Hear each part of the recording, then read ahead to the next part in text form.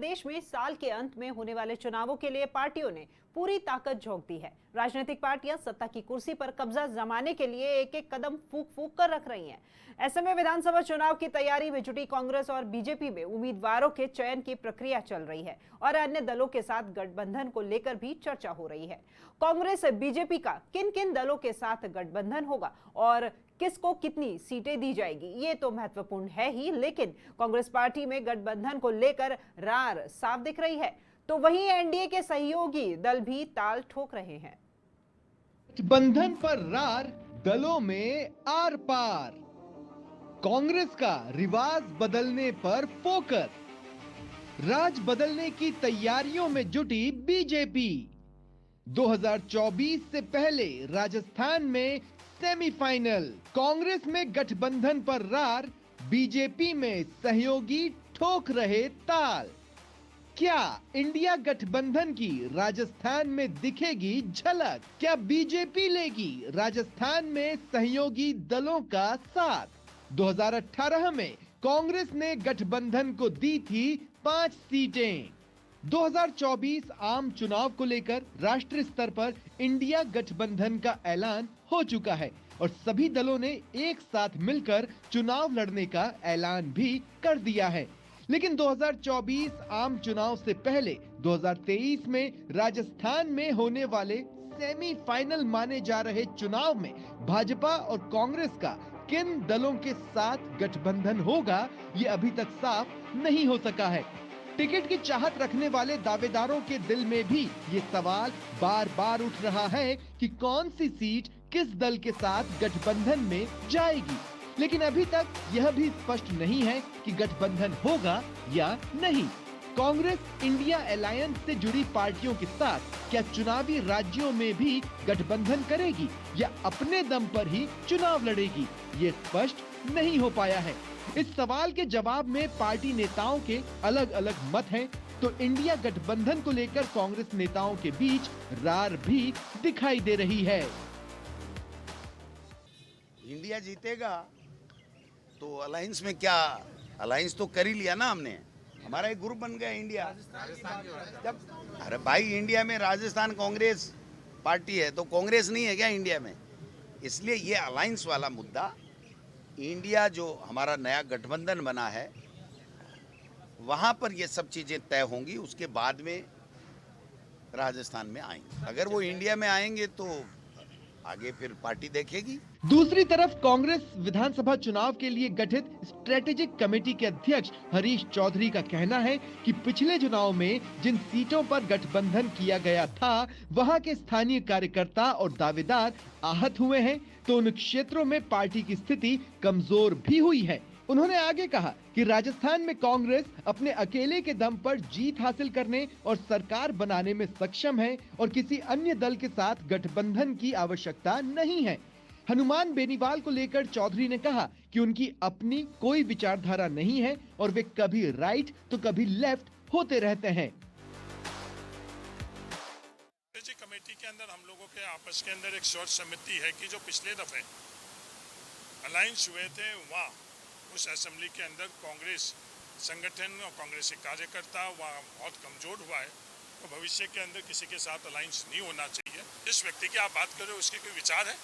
नहीं। जिस व्यक्ति की आप बात कर रहे हो उसकी विचारधारा है? नहीं। उसका कोई कार्यक्रम है? नहीं।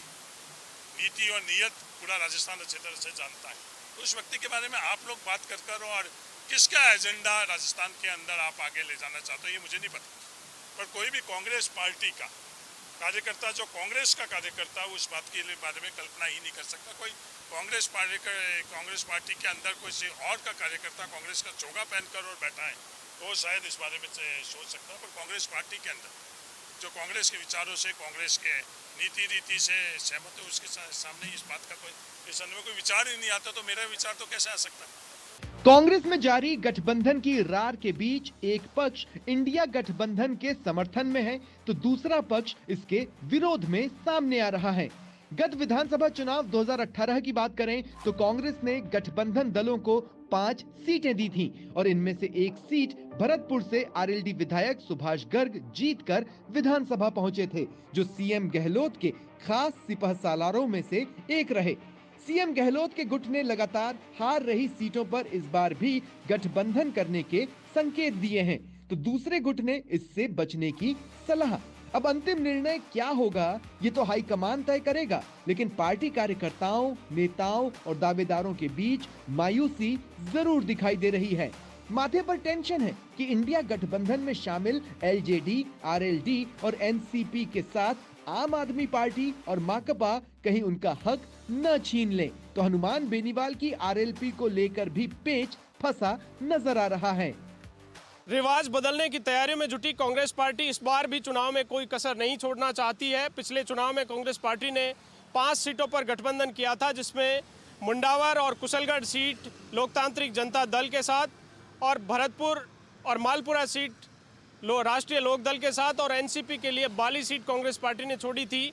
ये वो सीटें हैं जिन पे कांग्रेस पार्टी लगातार चुनाव हारती हुई आ रही थी, लेकिन गठबंधन के बाद भरतपुर सीट पर आरएलडी से सुभाष गर्ग ने जीत दर्ज की और राज्य सरकार में मंत्री भी है। कांग्रेस पार्टी इस बार भी उन सीटों पर गठबंधन के पक्ष में है जो लगातार कांग्रेस पार्टी कई बार से हारती हुई आ रही है, लेकिन इस बार गठबंधन में सीटों के साथ दल बढ़ने की भी संभावना है।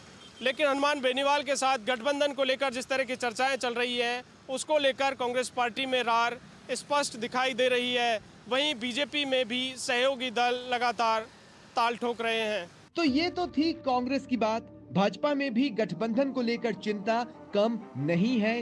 भारतीय जनता पार्टी के अन्य राज्यों में सहयोगी दल आज राजस्थान में कई सीटों पर दम भर रहे हैं। हरियाणा में भाजपा का सहयोगी दल जेजेपी लगातार राजस्थान में सक्रिय है, तो महाराष्ट्र में सहयोगी शिंदे गुट की शिवसेना में राजेंद्र सिंह गुढ़ा की एंट्री भी कुछ अलग संकेत दे रही है। इधर नागौर से पूर्व सांसद ज्योति मिर्धा की भाजपा में एंट्री के बाद बेनीवाल के एनडीए में शामिल होने पर फुल स्टॉप लग ही चुका है। हाल ही में बने कांग्रेस पार्टी के साथ इंडिया अलायंस को लेकर माना जा रहा है कि कांग्रेस पार्टी सहयोगी दलों को नाराज नहीं करना चाहेगी। वहीं बीजेपी भी अपने अन्य राज्यों में सहयोगी दलों को साथ लेकर चलती हुई दिख रही है। माना जा रहा है कि राजस्थान के विधानसभा चुनाव में दोनों ही दल कुछ सीटों पर गठबंधन कर सकते हैं, लेकिन बड़ा सवाल यही है कि कांग्रेस पार्टी रिवाज बदलने में सफल होगी या बीजेपी राज बदलने में। कौन किसके साथ गठबंधन करेगा और किस दल को मिलेगी कितनी सीटें, किसे मिलेगी सत्ता की कुर्सी और कौन रहेगा विपक्ष में, किसे मिलेगा जनता का समर्थन और कौन 2024 के सेमीफाइनल में खाएगा मात, इसका जवाब सिर्फ समय के पास है। गणतंत्र न्यूज के लिए दिनेश कसाना, जयपुर।